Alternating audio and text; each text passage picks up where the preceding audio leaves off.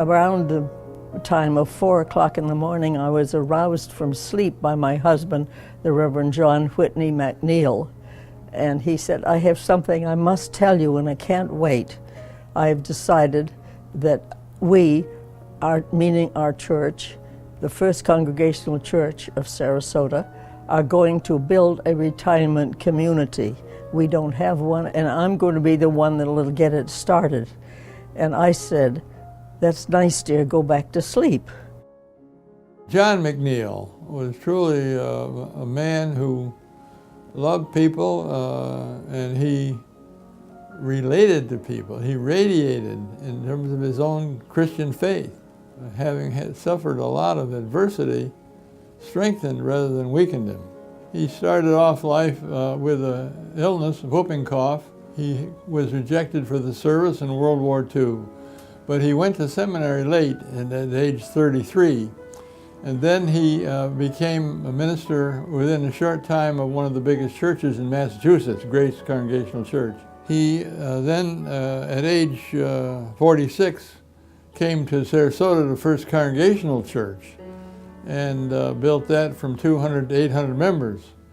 During that short period of time, when he was well, he had the vision for a retirement home and for a college.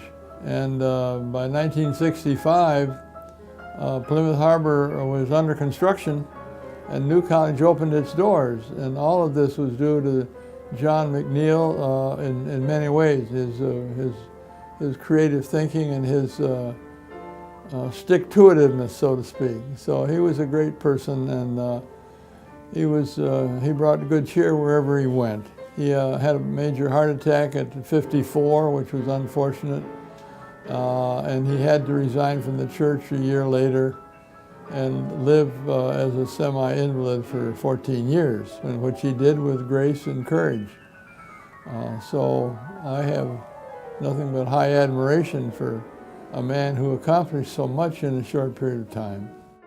They wanted a place to live that would be comfortable and where they could meet friends, where they could continue their hobbies and have a wonderful life and have their health taken care of when necessary, instead of going to live with their children much as they loved them. So this was why he wanted to do it, was to make this wonderful place which would serve the needs of people in the church and in the community and in a wider community of far away as needed. And I must say a word of thank you to the administration and the trustees of not so long ago who made it possible to name this chapel the MacNeil Chapel. It will go on in perpetuity, as will the MacNeil Society, which has just been created in recent months. And of course, I'm most grateful to be a resident here myself. It seems as though I've come full circle from the very moment of conception of this idea to my living here and being a part of it. I have come to realize that this is the way he lived his life. Seeing the need, he took it upon himself. And that is the spirit of philanthropy. I go back with Plymouth Harbor to the year of its founding, when I was 31 years old and my grandparents moved in here. They were succeeded by my parents, and now we're here. There are really only a few years in the history of Plymouth Harbor when there was not an Elliott in residence. Reverend Dr. MacNeil's vision and the realization of that vision is why we're able to be here today. And my family could not be more grateful. Putting together something of this complexity and making it live this many years is an extraordinary achievement. As the president and CEO of Plymouth Harbor for 11 years, I continue to be impressed with the vision of Dr. MacNeil with each passing year.